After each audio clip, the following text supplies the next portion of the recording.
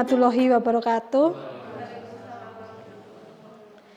Yang terhormat Bapak Kepala Sekolah SD Negeri 2 Rimpak dan Bapak Ibu Guru SD Negeri 2 Rimpak dan SMP 31 Atap Sapuran yang berkenan hadir pada hari ini.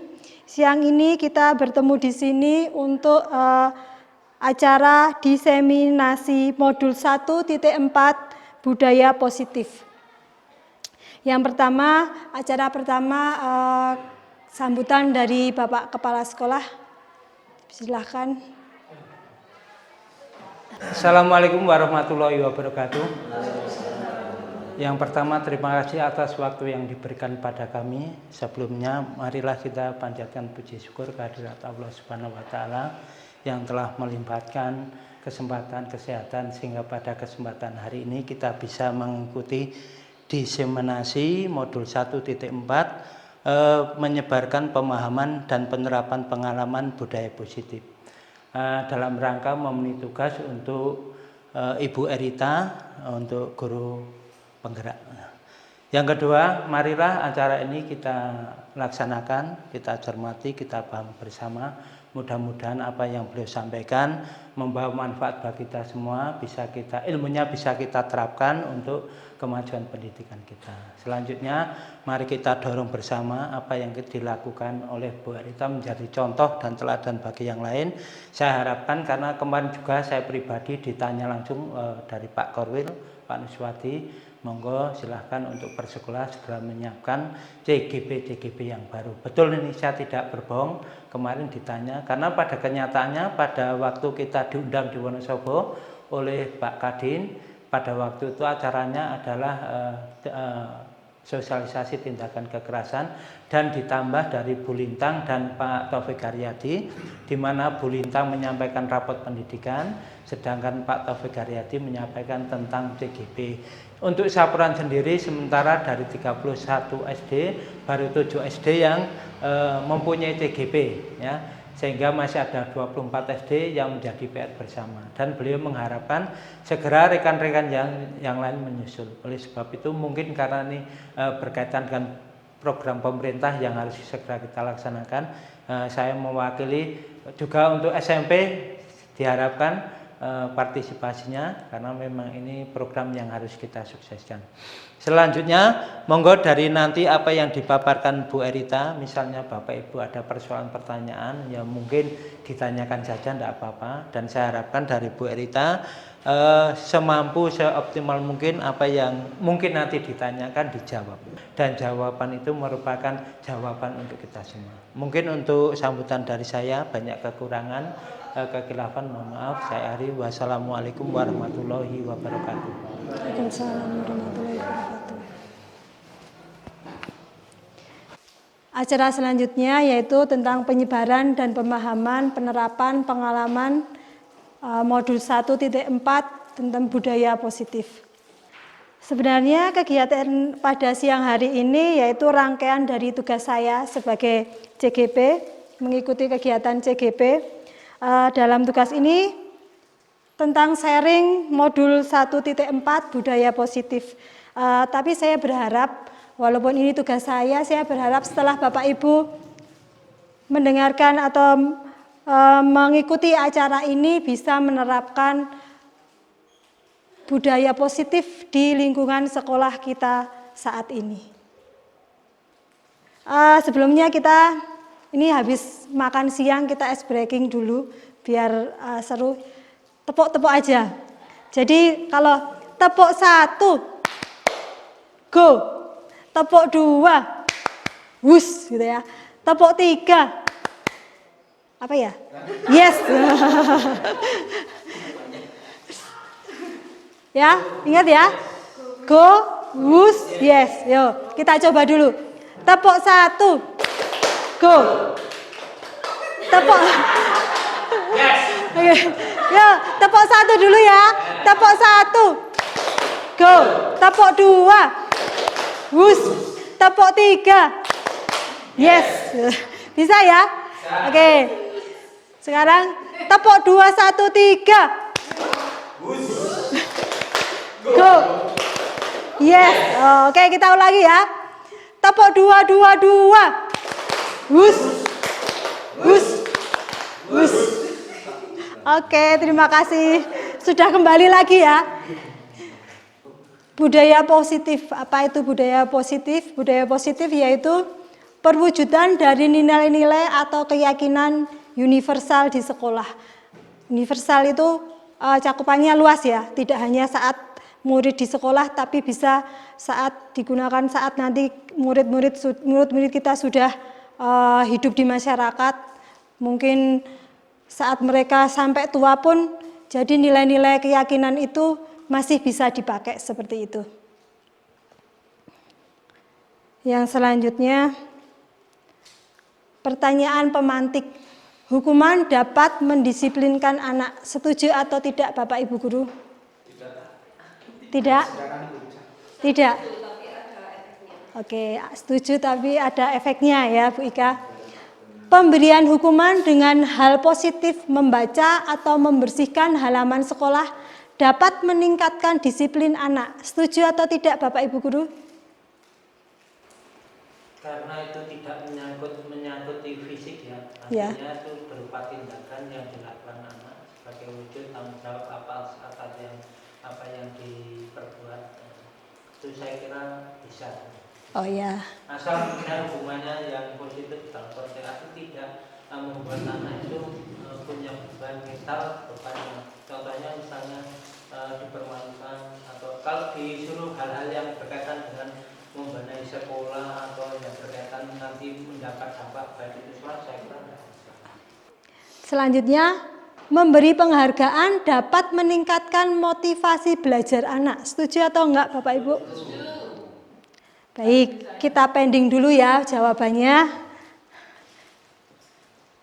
Oke, jadi untuk menuju budaya positif itu ada konsep inti dari budaya positif. Yang pertama, perubahan paradigma belajar. Yang kedua, disiplin positif. Yang ketiga, nilai-nilai kebajikan. Keempat, kebutuhan dasar manusia. Kelima, motivasi perilaku manusia. Keenam, posisi kontrol guru. Yang ketujuh, keyakinan kelas. Yang kedelapan, segitiga restitusi. Dari kedelapan ini, apakah ada kata-kata yang asing Bapak Ibu? Disiplin positif dan nilai-nilai kebajikan universal, perubahan paradigma. Nah, sekarang kita akan bermain ya. Anda dan teman Anda akan melakukan kegiatan cobalah buka. Nah, nanti berpasangan dua-dua. Nanti Bu Nur sama Pak Ardi, nggak apa-apa. Coba Anda bayangkan bahwa Anda menyimpan sesuatu yang sangat berharga di tangan Anda, dalam genggaman kepalan tangan Anda. Dan Anda perlu menjaga benda tersebut sekuat tenaga, karena begitu pentingnya untuk kehidupan Anda. Jadi jangan sampai dibuka gitu ya. Nah, terus tugas yang B, si A itu menggenggam, nanti bergantian ya. Yang kedua, tugas yang B rekan Anda adalah mencoba dengan segala cara untuk membuka kepalan tangan Anda. Teman Anda boleh membujuk, menghardik, mengintimidasi, memarahi, menggoda, menggelitik, bahkan menawari Anda uang agar Anda bersedia membuka kepalan tangan Anda, seperti itu. Ya, mari kita coba permainan ini. Genggam. Nanti gantian ya. Nah, satu dulu. Dibujuk mau dikasih apa atau apa gitu, boleh.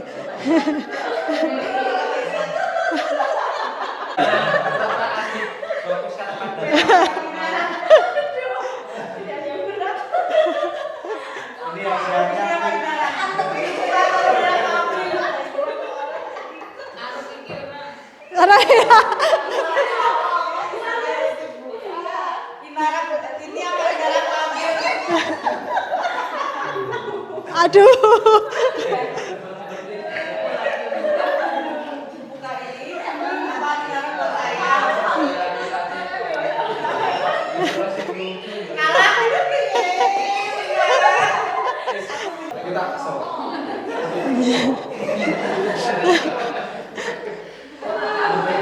Gimana tadi? Siapa yang berhasil? Wah. Berarti membujuknya bagus. Apa? Mudah dibujuk ya. Oke, sekarang kita masuk perubahan paradigma teori kontrol, teori pilihan, ilustrasi kontrol. Jadi dari permainan tadi itu ada ilustrasinya ya. Teori kontrol menurut Dr. William Glasser.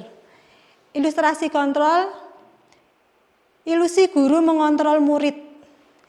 Ilusi bahwa kritik dan membuat orang merasa bersalah dapat menguatkan karakter. Ilusi bahwa semua penguatan positif, efektif, dan bermanfaat. Ilusi bahwa orang dewasa memiliki hak untuk memaksa. Jadi tadi kita bermain genggam tangan itu sebenarnya yang mempunyai kontrol atas diri kita siapa? Untuk membuka atau tetap kita menutup itu siapa? Apakah orang lain atau diri kita sendiri? Diri kita sendiri ya. Nah, jadi kita tidak punya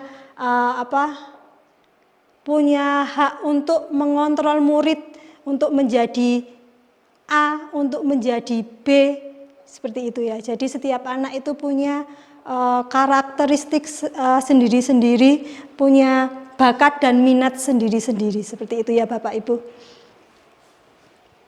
Selanjutnya, disiplin positif dan nilai-nilai kebajikan universal. Bagaimana seorang bisa berubah dari paradigma stimulus respon kepada pendekatan teori kontrol. Ini yang dikatakan Stephen R. Covey. Ya. Bila kita ingin membuat kemajuan perlahan sedikit, ubahlah sikap atau perilaku Anda. Namun bila kita ingin memperbaiki cara-cara utama kita, maka kita perlu mengubah kerangka acuan kita. Ubahlah bagaimana Anda melihat dunia, bagaimana Anda berpikir tentang manusia, ubahlah paradigma Anda, skema, pemahaman, dan penjelasan aspek-aspek tertentu tentang realitas. Nah, di sini ada stimulus respon dan teori kontrol. Jadi, ini stimulus respon itu yang biasanya kita alami, yang biasanya kita ini ya. Yang pertama, realitas atau kebutuhan kita sama. Tapi kalau teori kontrol, realitas kebutuhan kita itu berbeda. Semua orang melihat yang sama kalau stimulus respon. Teori kontrol, setiap orang memiliki gambaran yang berbeda. Jadi saya melihat bunga itu cantik. Mungkin kalau Bu Ika melihat bunga itu wangi, gambarannya mungkin harum. Jadi setiap orang mempunyai pandangan yang berbeda tentang sesuatu hal seperti itu ya. Kita mencoba mengubah orang agar pandangan sama dengan kita. Kalau teori kontrol, kita berusaha memahami pandangan orang lain tentang dunia. Jadi kita berbeda pendapat, kita bisa memahami perbedaan pendapat itu. Tidak kita terus memaksakan kehendak kita, harus sama seperti itu ya. Terus perilaku buruk dilihat sebagai suatu kesalahan. Nah, kalau teori kontrol, semua perilaku memiliki tujuan. Orang lain bisa mengontrol saya. Hanya Anda yang bisa mengontrol diri Anda sendiri. Seperti itu. Pemaksaan ada pada saat bujukan gagal. Nah, ini ada pemaksaan ya. Tadi kolaborasi dan konsensus menciptakan pilihan-pilihan baru. Nah, jadi ada kolaborasi, ada diskusi seperti itu. Saat kolaborasi itu mesti akan menciptakan pilihan-pilihan baru. Model berpikir menang kalah.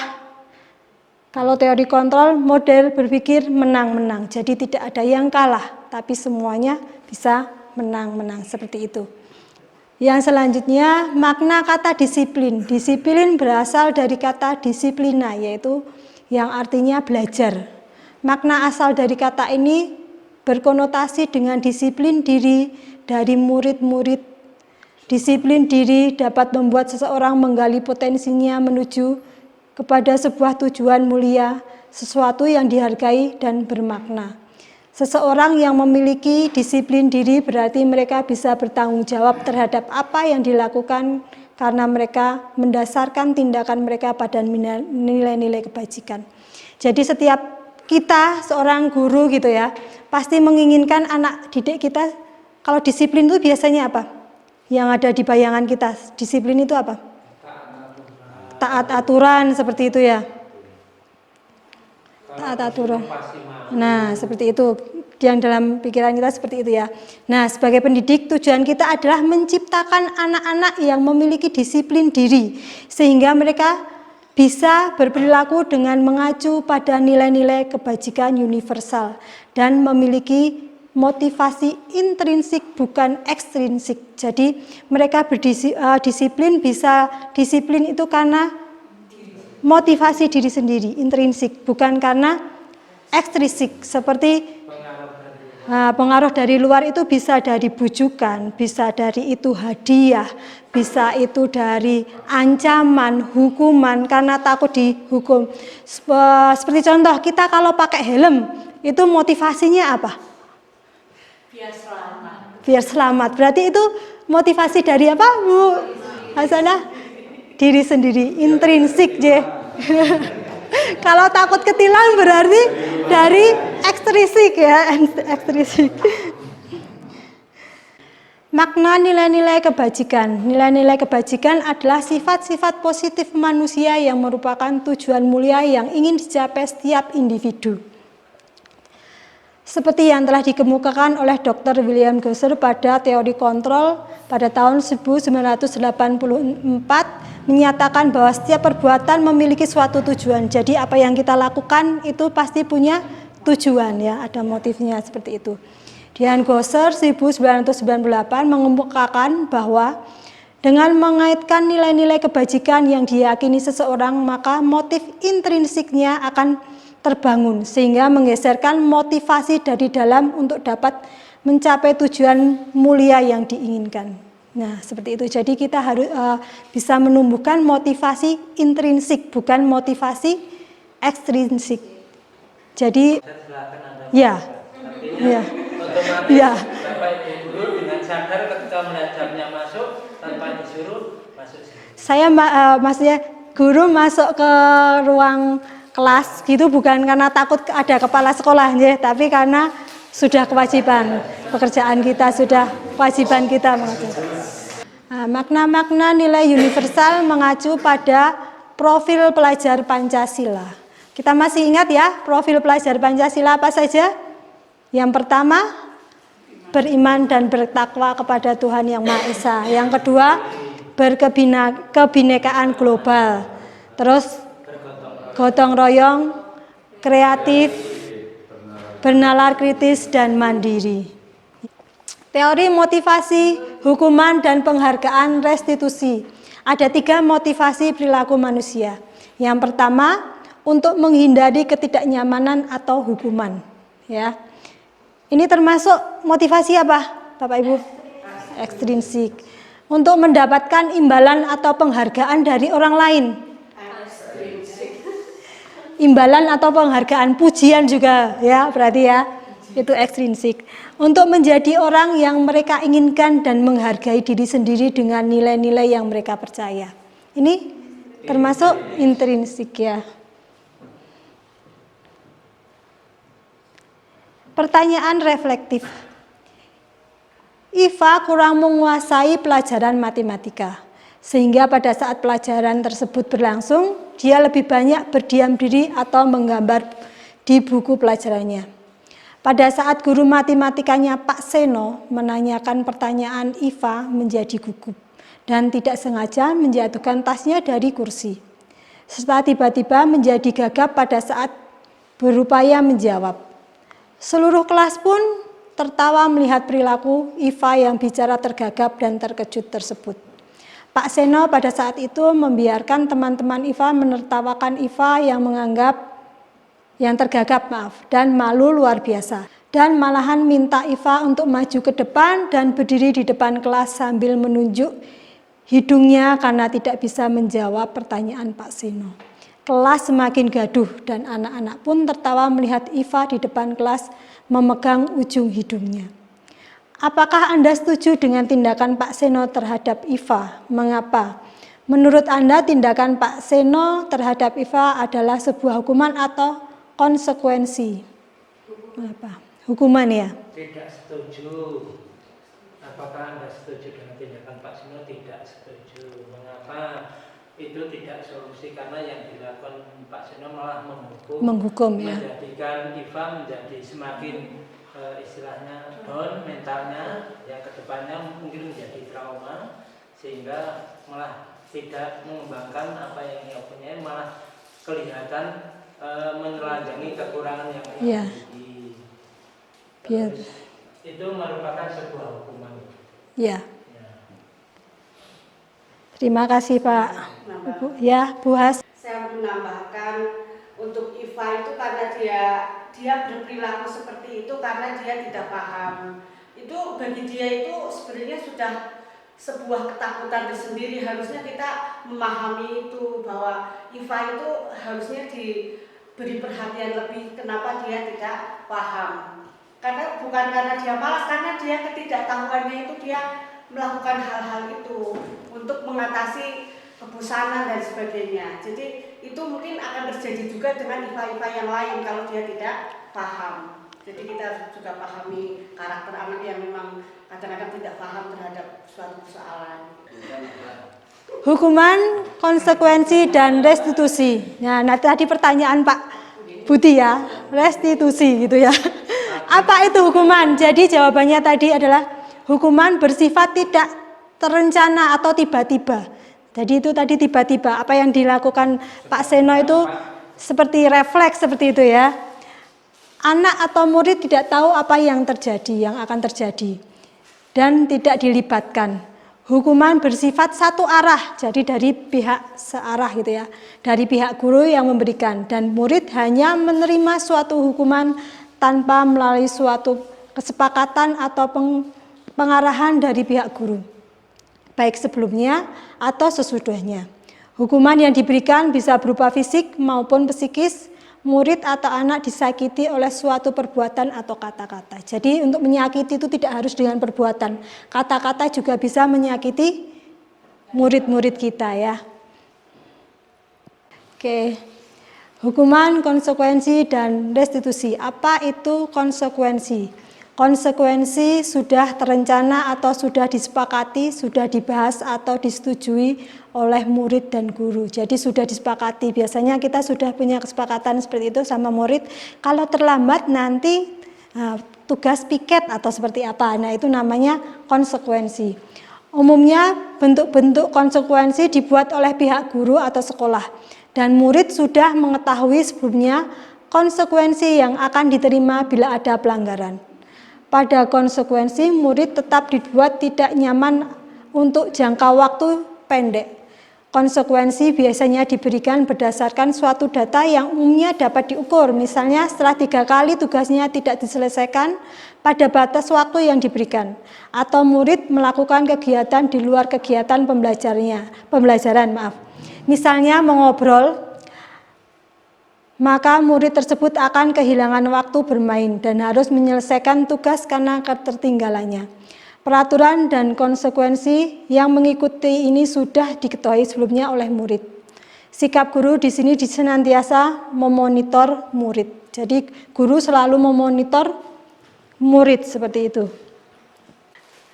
Nah, sekarang kita ke restitusi. Apa itu restitusi? Tadi Pak Budi ya yang bertanya. Restitusi adalah proses menciptakan kondisi bagi murid untuk memperbaiki kesalahan mereka, sehingga mereka bisa kembali pada kelompok mereka dengan karakter yang lebih kuat. Menurut Goosen 2004, restitusi juga merupakan suatu proses kolaboratif yang mengajarkan murid untuk mencari solusi untuk masalah mereka dan membantu murid berpikir tentang orang seperti apa yang mereka inginkan dan bagaimana mereka harus memperlakukan orang lain menurut Jason Goosen 1996. Seperti itu. Kayaknya sudah ngantuk, kita tepuk lagi ya. Kita tepuk-tepuk lagi nih. Kita coba tepuk jempol. Ya, tepuk jempol. Jempol kanan, jempol kiri, jempol. Oke, sekarang ada pertanyaan pemantik. Bu Ambar, guru wali kelas 2A, Bu Ayu berarti ya, di SD Pelita Hati sedang bingung menghadapi ulah salah satu murid di kelasnya, Doni. Beberapa anak di kelas 2A telah datang padanya dan mengeluhkan Doni yang seringkali meminta bekal makan siang mereka dengan paksa. Jika Anda menghadapi situasi seperti Ibu Ambar, apa yang Anda lakukan? Menurut Anda kira-kira apa alasan Doni melakukan hal itu? Kira-kira kenapa ya Doni? Karena dulu Doni dipanggil, Ya. kemudian ditanya apa alasannya, dan konteks arti menggali informasi apakah Doni melakukan itu karena memang dia tidak mampu, dia tidak punya, dia tidak membawa bekal dari rumah. Setelah tahu alasan yang dikeluarkan Doni, baru kita bisa tindak lanjut. Artinya apa yang dilakukan Doni itu tidak langsung ditelan mentah bahwa Doni salah. Ya. Perlu diselidiki dulu latar belakang. Setelah tahu latar belakangnya, baru ada solusinya. Mungkin itu. Ya, terima kasih Pak As. Oke. Ya, tadi jadi itu jawaban dari Pak As ada kaitannya dengan kebutuhan dasar manusia ya. Jadi kebutuhan dasar manusia itu ada 5. Kebutuhan untuk bertahan hidup. Kita saat lapar otomatis kita akan mencari makan. Saat kita nggak punya duit berarti kita cari duit, bekerja, bukan ngutang.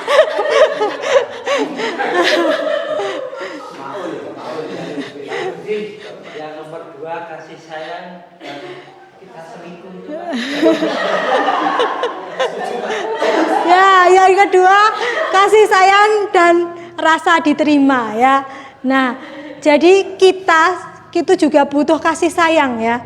Apalagi murid-murid kita. Jadi kadang anak-anak kita butuh diperhatikan, butuh kasih sayang seperti itu. Jadi kalau semuanya maaf, jadi kadang murid ada yang kurang kasih sayang karena orang tuanya di rumah sibuk bekerja gitu. Nah, nanti di sekolahan bisa mencari, ada murid yang kadang kita mempunyai murid yang caper minta perhatian dan sebagainya karena merasa pengen diterima gitu ya, pengen mendapatkan kasih sayang. Nah, kita ini terus yang ketiga penguasaan. Jadi kadang anak ada yang pengen lebih dominan, saya yang lebih tahu, saya yang lebih kuat seperti itu. Jadi ketua geng seperti itu ya. Kadang ada di kelas biasanya ada 1-2 yang seperti itu. Nah, terus yang keempat kebebasan. Kadang kita pengen bebas, kita tidak mau diatur seperti itu. Kadang murid-murid itu seperti itu. Terus kesenangan. Yang kelima adalah kesenangan. Jadi kadang kita murid kita atau kita kadang iseng itu pengen mendapatkan kesenangan seperti itu. Terus di kelas biasanya apa ya, kalau bahasa banyol seperti itu, kalau bahasanya ya itu pengen kalau teman-temannya tertawa, menghibur diri, nah itu kesenangan. Jadi ada 5 dasar kebutuhan manusia. Semua orang memiliki ini, kebutuhan ini. Nah, kita juga sebentar Pak, nanti ya, sebentar, nanti saya jawab ya Pak. Nah, kebutuhan dasar ini ada 5. Jadi setiap murid itu ada 5 itu. Jadi kita harus paham saat murid kita istilahnya ada kebutuhan khusus atau berulah gitu, kita harus paham kebutuhan apa yang mereka kurang dari kelima ini.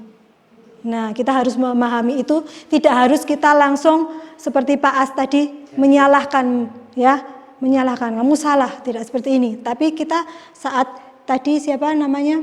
Doni sering ya itu kenapa dia melakukan seperti itu? Kenapa dia sering mengumpas, sering meminta makanan teman?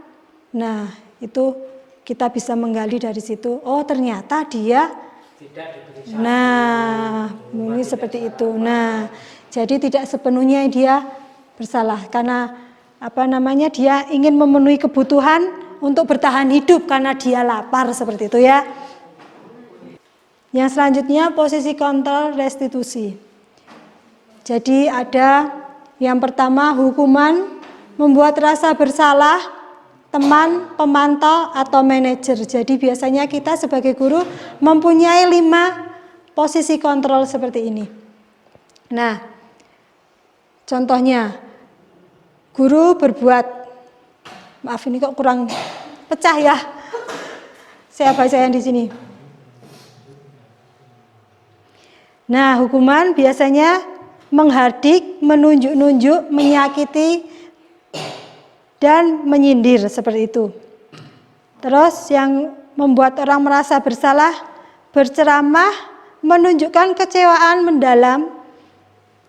Kalau posisi sebagai teman, membuatkan alasan-alasan untuk murid-muridnya. Pemantau, menghitung dan mengukur.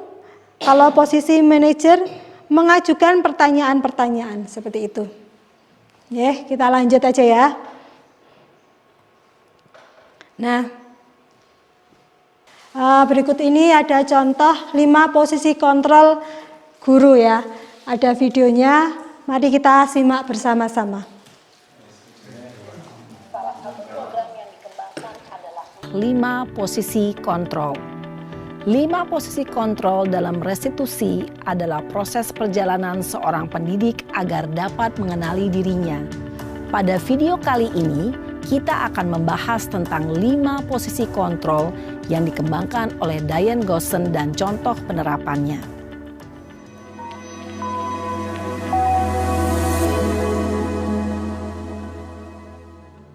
Lima posisi kontrol itu adalah 1. Posisi penghukum. 2. Posisi pembuat merasa bersalah. 3. Posisi teman. 4. Posisi pemantau atau monitor, dan 5. Posisi manajer. Untuk lebih memahami kelima posisi tersebut, mari kita saksikan kasus Naren yang terlambat hadir 20 menit di sekolah dan melihat bagaimana kelima posisi kontrol dalam menghadapi masalah tersebut.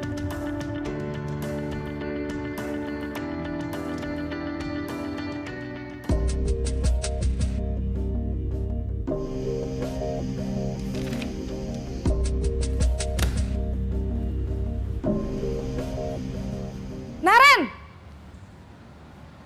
Sini kamu! Selamat pagi, Bu. Selalu terlambat. Kamu deh, pasti terlambat. Maaf, Bu. Saya... Apa? Apa coba? Alasan kamu apa lagi? Kapan sih kamu tidak terlambat? Malas sekali ya kamu jadi anak. Saya... Dasar pemalas. Gak kapok-kapok sih kamu. Sudah berapa kali terlambat? Sana, kamu keliling lapangan basket 2 kali. Kenapa saya harus keliling lapangan basket, Bu? Kenapa? Kamu mau lawan ibu? Berani-beraninya jawab. Sudah terlambat, masih berani jawab pula. Sekarang, keliling lapangan basket 5 kali sekalian. Biar kapok. Cepat! Pergi sana ke lapangan basket. Posisi penghukum biasanya berbicara dengan nada tinggi, menghardik, menunjuk-nunjuk, menyakiti, dan menyindir. Hukuman bisa berupa fisik maupun psikis. Ibu dan bapak guru hebat. Dampak yang terjadi pada murid ketika guru berada pada posisi penghukum adalah murid cenderung akan memberontak, bahkan menyimpan dendam.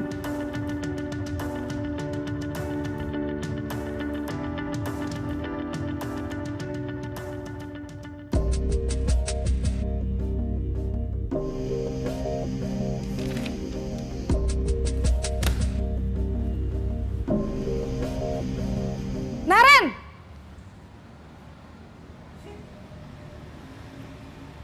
Selamat pagi, Bu. Naren.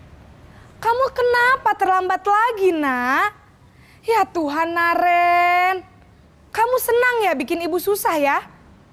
Kalau kamu terlambat lagi, nanti ibu yang ditegur bapak kepala sekolah, nak. Disangka ibu tidak bisa membina kamu.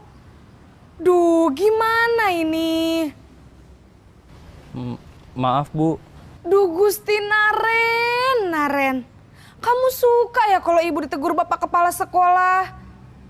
Terus sekarang ibu harus tulis apa ini di buku absen? Ini kamu sudah sering terlambat loh. Ibu harus apa coba? Maaf Bu, maaf sekali. Ya sudah, lain kali jangan bikin ibu susah lagi ya nak ya. Ibu tidak akan kuat lagi kalau kamu begini terus. Bisa jantungan kalau ibu ditegur bapak kepala sekolah. Sana cepat ke kelas. Maaf ya Bu, maaf sekali. Posisi pembuat rasa bersalah berbicara dengan nada tenang, cenderung lembut. Namun kata-kata yang diutarakan membuat murid merasa menjadi orang yang gagal. Memandang buruk dirinya sendiri, merasa tidak berharga, dan tidak sanggup membahagiakan orang lain. Ketika guru mengambil posisi pembuat rasa bersalah, murid akan menganggap dirinya yang bersalah dan ia akan menyimpan emosi negatif tersebut di dalam dirinya. Posisi teman.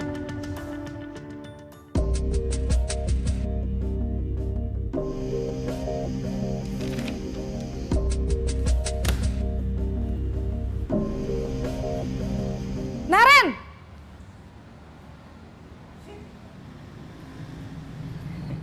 Selamat pagi Bu. Wah, sudah jam berapa ini nak? Terlambat lagi ya sayang. Iya Bu, habis ibu saya lupa bangunkan saya Bu. Kamu malah menyalahkan ibu kamu. Kamu bukannya anak yang larinya paling kenceng. Kok terlambat sih? Iya Bu, saya memang terlambat bangun tadi. Jadi biarpun saya lari kencang, tetap gak kekejar Bu. Ya sudah sana, nanti lain kali larinya lebih kenceng lagi ya. Biar gak terlambat lagi. Bikin seneng ibu, demi ibu. Bisa kan? Bisa lah Bu.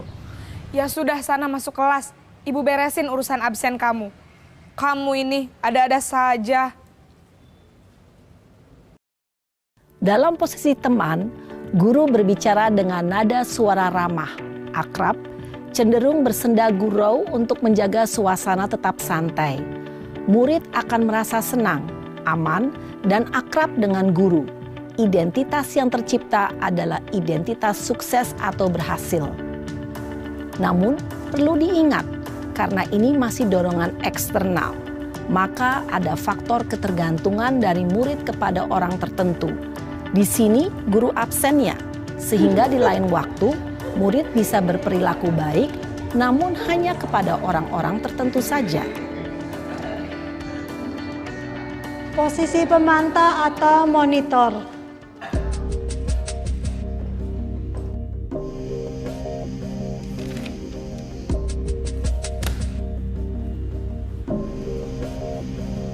Naren!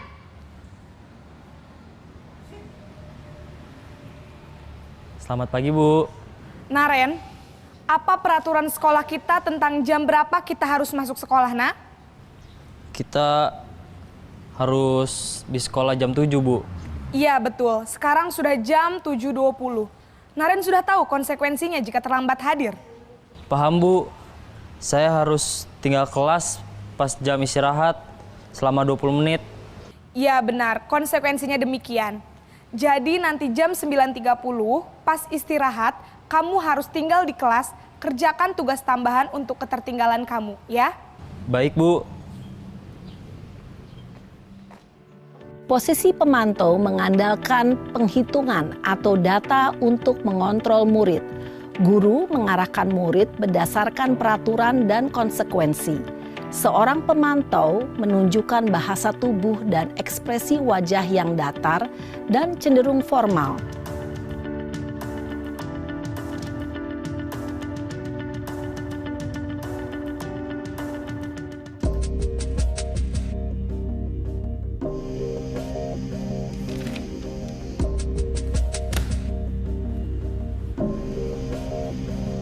Naren!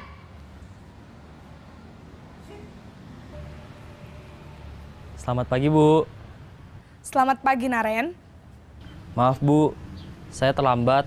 Iya, sekolah masuknya jam 7, sekarang sudah jam 7.20. Jadi sekarang bagaimana ini Naren?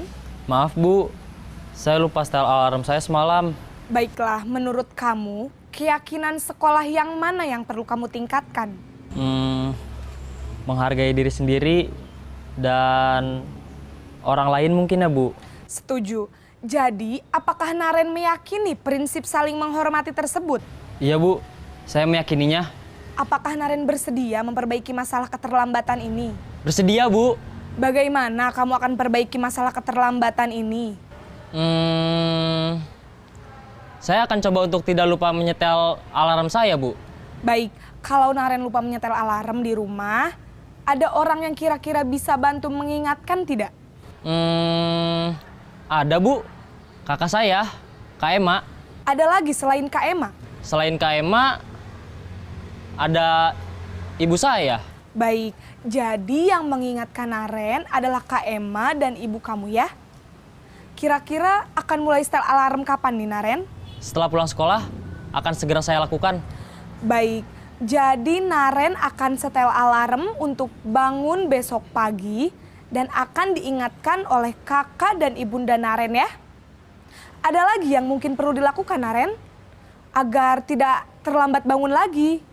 Tidak ada Bu. Baik Naren, terima kasih untuk kerjasama kamu. Sekarang kamu perlu kembali ke kelas untuk belajar. Baik Bu, terima kasih. Posisi manajer adalah posisi kontrol yang disarankan untuk membimbing murid memiliki sikap disiplin yang positif, yaitu murid yang mandiri, bertanggung jawab, dan dapat memecahkan masalah. Tujuan dari posisi ini adalah agar murid dapat berefleksi atas tindakannya. Guru akan dengan tulus memberikan pertanyaan-pertanyaan bermakna, sehingga membuat murid dapat belajar dari kesalahannya dan mencari sebuah solusi untuk menyelesaikannya. Ibu dan Bapak guru hebat, setelah mengamati adegan kelima posisi kontrol tadi, kira-kira posisi mana yang paling ideal? Posisi mana yang dapat menunjang motivasi intrinsik murid? Ya, tentu posisi manajer. Posisi ini memang posisi ideal yang ingin dituju setiap pendidik. Pada posisi inilah, guru dapat menerapkan disiplin positif yang berpihak pada murid, yang memerdekakan murid. Perjalanan seorang pendidik tentunya tidak mudah untuk sampai pada posisi seorang manajer. Namun, tujuan kita pasti, yaitu menciptakan murid-murid yang mandiri, merdeka, dan bertanggung jawab. Semoga penggambaran 5 posisi kontrol yang telah diperlihatkan ini dapat menjadi ajang refleksi bagi kita semua, agar dapat terus mengasah dan menerapkan disiplin positif yang memerdekakan murid. Mari terus berlatih dan bersemangat. Selamat menerapkan. Salam dan bahagia Ibu dan Bapak guru hebat. Nah, kita sudah melihat video tadi dari 5 posisi kontrol. Nah, kira-kira selama ini kita, kalau ada murid kita yang melakukan kesalahan, posisi kontrol mana yang sering kita lakukan?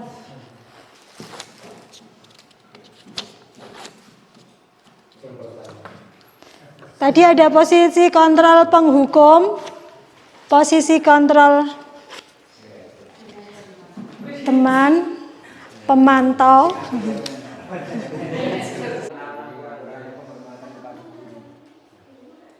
Apa banget?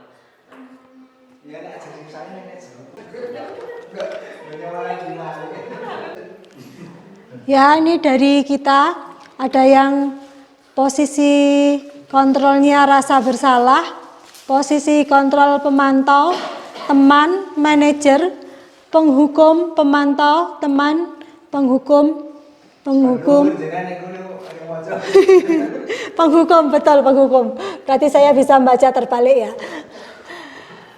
Ini teman, posisi kontrol teman. Nah, jadi dari kelima ini sebenarnya tujuan kita harusnya ke posisi manajer. Seperti itu. Ya, yang selanjutnya keyakinan kelas. Mengapa keyakinan kelas? Mengapa tidak peraturan kelas saja? Nah, jadi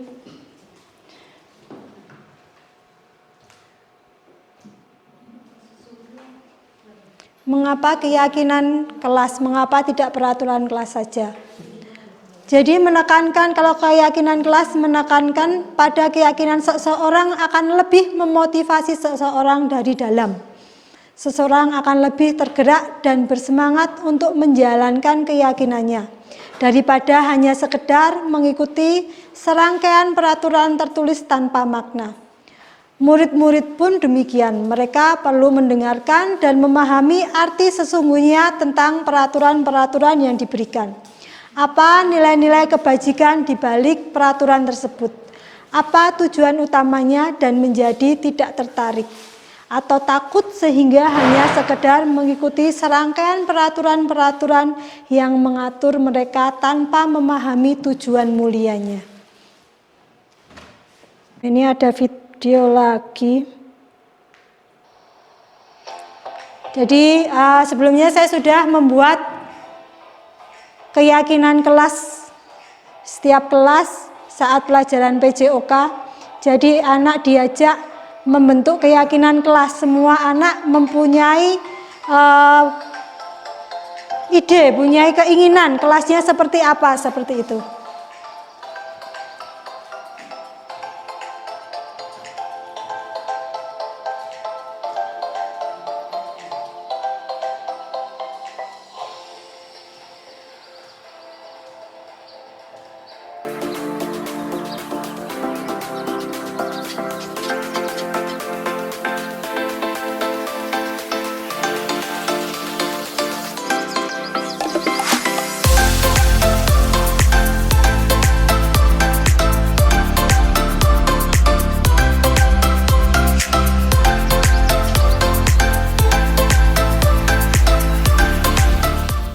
Selamat pagi semuanya. Assalamualaikum warahmatullahi wabarakatuh.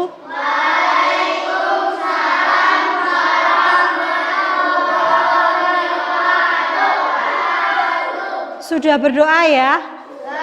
Oke, hari ini kita sebelum melakukan pembelajaran kita akan membuat keyakinan kelas ya. Seperti yang Bu Erita sudah jelaskan kemarin, kita akan membuat tentang keyakinan kelas. Jadi masing-masing anak nanti menuliskan, punya kesempatan untuk mengusulkan keyakinan kelas apa saja yang bisa dituangkan di kelas, yang bisa dilaksanakan di kelas. Nanti kalian tulis di sini, Bu Erita bagikan nih kertas, terus nanti ditulis keyakinan kelas apa yang kalian inginkan seperti itu, terus ditempel di papan tulis ya. Setiap anak mempunyai kesempatan, mempunyai hak untuk menuangkan apa yang menjadi keyakinan kelas kita.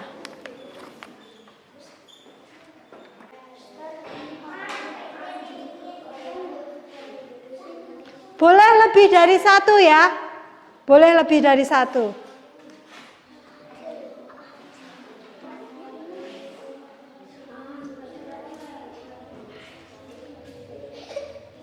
Makan saat istirahat, boleh. Membantu mengembalikan alat ya.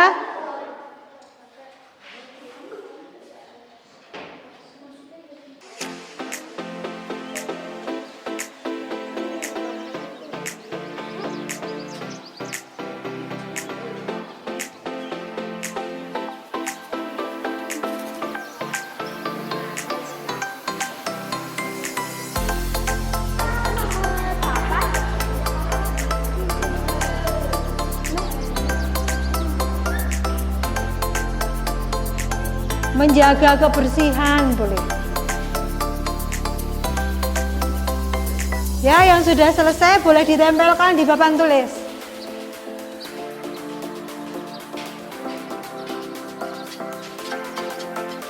Oke.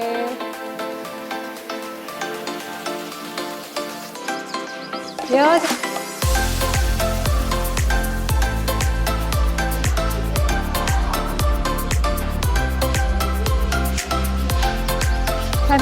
Gantian. Yang sudah boleh mundur, yang sudah.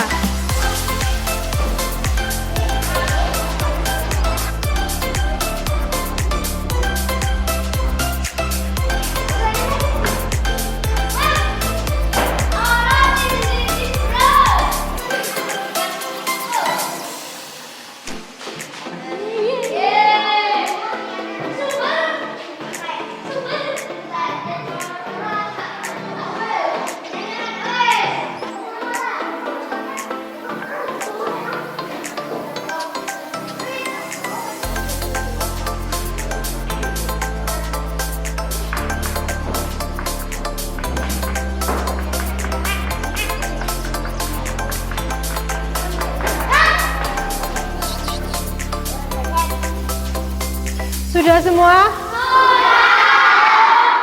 Ada yang belum? Sudah? Oke, sekarang Bu Erita bacakan ya dari hasil kesepakatan kelas kita yang sudah kalian tuliskan. Hadir tepat waktu, menjaga kebersihan, memakai seragam olahraga, memakai sepatu, membuang sampah pada tempatnya, menjaga kebersihan kelas dan lingkungan. Ini sama, hadir pada tepat waktu, pakai pakaian olahraga, menggunakan sepatu, menjaga kebersihan, memakai celana olahraga, sama dengan memakai seragam olahraga ya. Membawa buku ya, buku yang PJOK, saat jadwal PJOK dibawa, jangan lupa ya. Baju dimasukkan ya, boleh baju dimasukkan.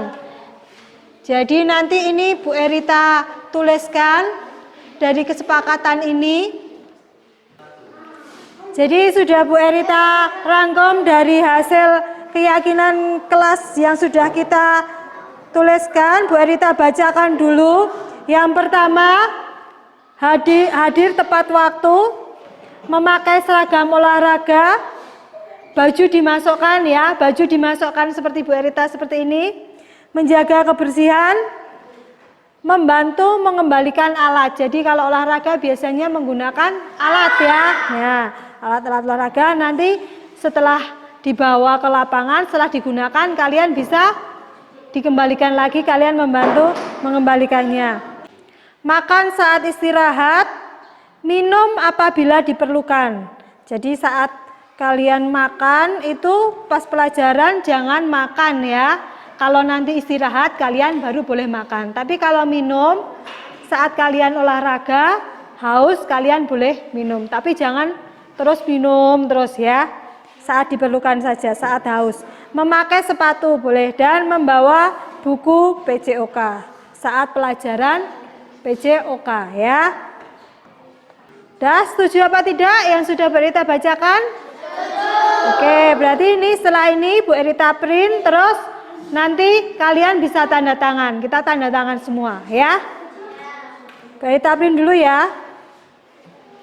Ini hasil keyakinan kelas yang sudah kita buat hari ini. Nanti kalian tanda tangani. Jadi semisal kalian melanggar atau tidak mentaati keyakinan kelas yang ada, itu nanti ada konsekuensinya. Bukan hukuman tapi konsekuensinya ya. Karena ini sudah menjadi kesepakatan kita bersama dan kalian menyetujui.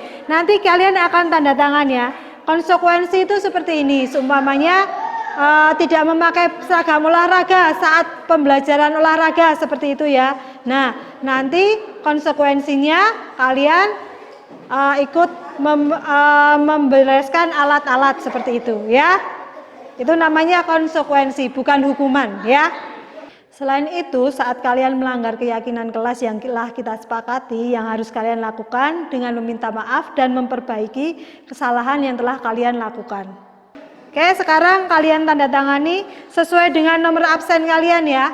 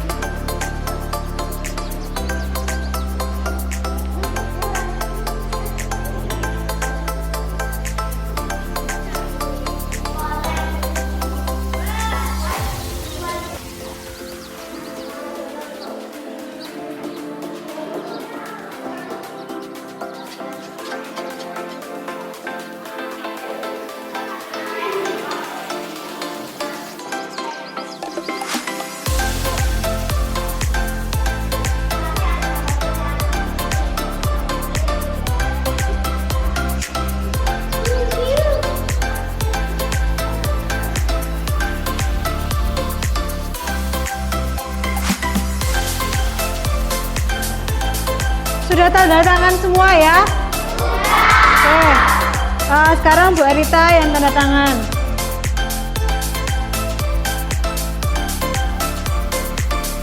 Ya, ini yang sudah kita sepakati. Setelah ini kita akan olahraga ke lapangan. Terima kasih buat semuanya.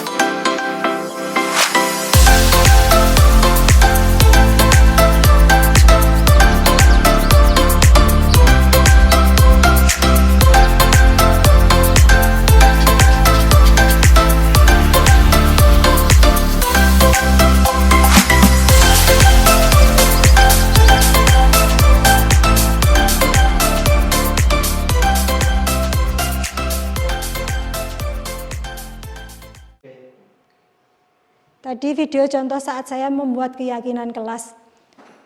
Itu video di kelas 4, kelasnya Bu Risa.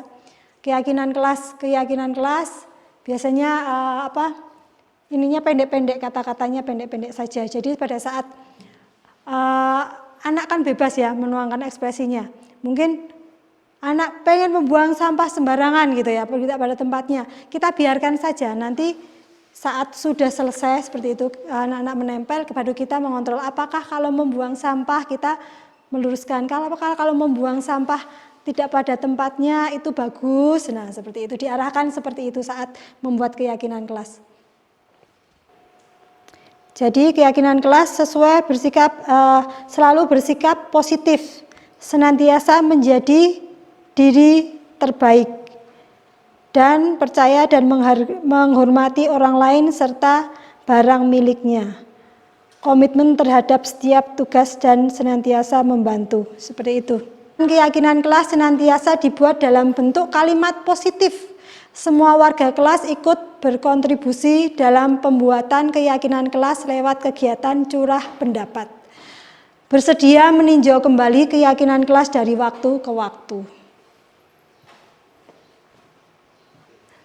Segitiga restitusi. Segitiga restitusi adalah suatu proses dialog yang dijalankan oleh guru atau orang tua agar dapat menghasilkan murid yang mandiri dan bertanggung jawab. Seperti itu. Jadi saat murid kita ada yang melakukan kesalahan, kita melakukan segitiga restitusi. Segitiga restitusi itu ada 3, menstabilkan identitas, validasi tindakan yang salah, dan menanyakan keyakinan. Jadi langkahnya sebelumnya kita sudah membuat keyakinan kelas atau keyakinan sekolah. Mungkin bisa juga dengan keyakinan lab komputer atau ruang perpustakaan, seperti itu bisa ya. Tidak hanya ruang kelas seperti itu. Jadi ini nanti saat menanyakan keyakinan itu yang ditanyakan pelanggaran di mana yang dilakukan, semuanya melakukan yang belum dilakukan keyakinan kelas sekolah, berarti keyakinan kelas sekolah yang ditanyakan. Kalau di kelas berarti keyakinan kelas yang ditanyakan, seperti itu. Ini ada contoh saat saya melakukan praktek segitiga restitusi. Kasus yang pertama, Mita datang terlambat saat pembelajaran PJOK. Gimana hari ini, sehat semuanya? Ada yang kurang sehat? Masih bersemangat ya? Oke, nanti setelah ini kalian Assalamualaikum. Waalaikumsalam. Masuk dulu. Hari ini kita pembelajaran olahraga, materinya kita bola voli ya? Mita tahu kenapa Bu Rita panggil? Ya Bu, tadi saya terlambat.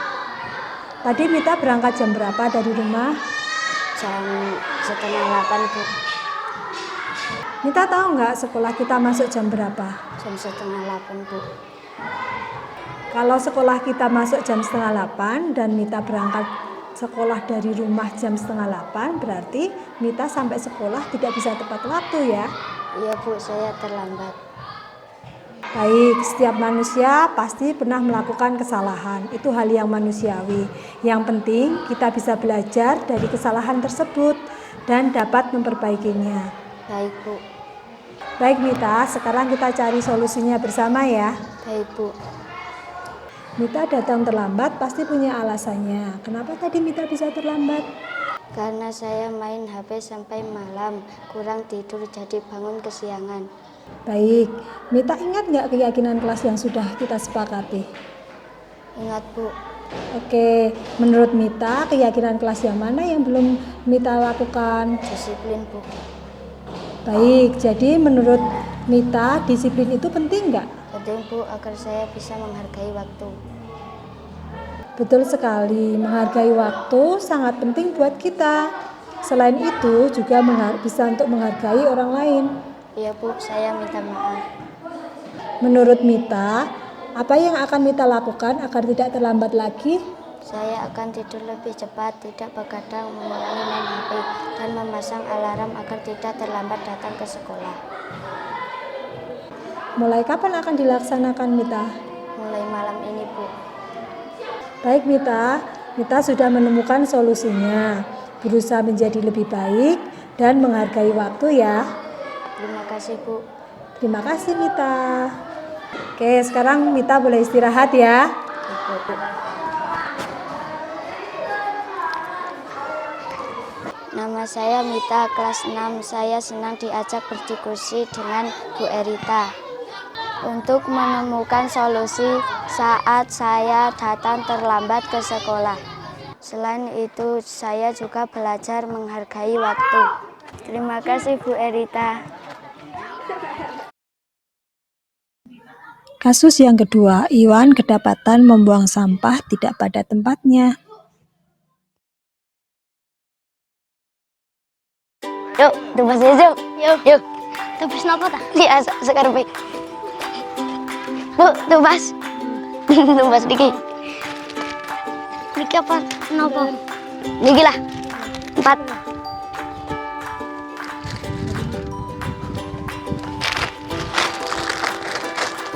Diki. Bu, suruh Bu. Bu. Nah, kau. Yuk, coba nih. Yuk.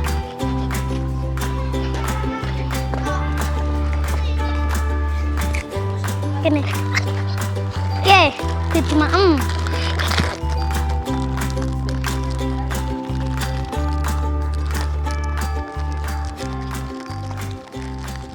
Bin, kiri ke orang makan nang di. Terus umroh buan. Apa bin umroh? Ora, wong umroh. Oh, ngiring umroh, tak kira milu umroh.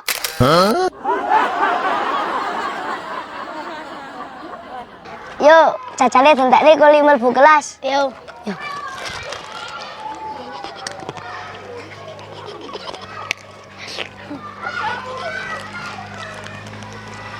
Alhamdulillah, udah kenyang ya, Pin? Iya. Yuk kita ke kelas. Ayo. Yuk.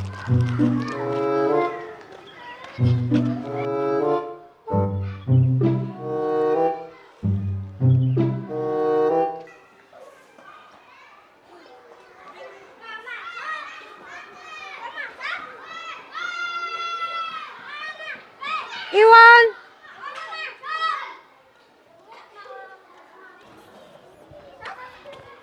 Iwan tahu kenapa Bu Rita panggil sini? Tahu? Kenapa? Saya membuang sampah sembarangan. Ya, Bu Rita tadi lihat Ya. Iwan membuang sampah tidak pada tempatnya. Ya. Ya, Bu. Baiklah, Bu Erita di sini bukan mau memarahi, tapi mencari solusi permasalahannya. Ya, Bu. Nah, Iwan pasti punya alasan kenapa membuang sampah tidak pada tempatnya.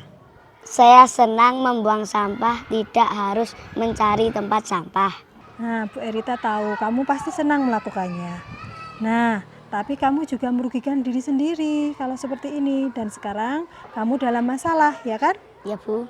Nah, sekarang Iwan ingat-ingat lagi, keyakinan kelas mana yang belum Iwan tunjukkan? Menjaga kebersihan Bu. Nah, mulai sekarang kita selalu mengindahkan keyakinan kelas dan keyakinan sekolah yang sudah kita sepakati. Sekarang, untuk memperbaikinya, apa yang akan Iwan lakukan? Iya Bu, saya akan membersihkan halaman yang saya sudah kotori. Saya minta maaf, saya tidak akan mengulangi lagi. Baik, sekarang silahkan Iwan lakukan ya. Ya, baik Bu, terima kasih. Sama-sama.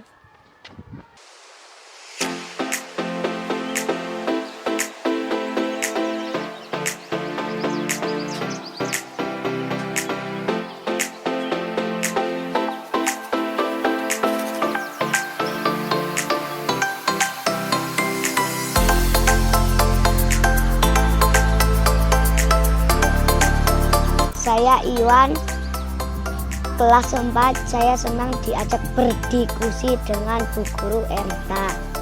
Untuk menemukan solusi, saya membuang sampah sembarangan. Selain itu, saya juga belajar mencintai dan menghargai alam. Terima kasih Bu Guru Erita. Nah, tadi itu video contoh saat saya melakukan praktek segitiga restitusi pada anak kita. Seperti itu. Terima kasih, materinya sudah selesai. Mungkin ada pertanyaan? Oh, cukup. Terima kasih. Terima kasih atas kehadiran Bapak dan Ibu pada acara hari ini. Bila ada salah-salah kata, saya mohon maaf yang sebesar-besarnya. Acara mari kita tutup dengan membaca hamdalah bersama-sama. Terima kasih, semoga video ini bermanfaat.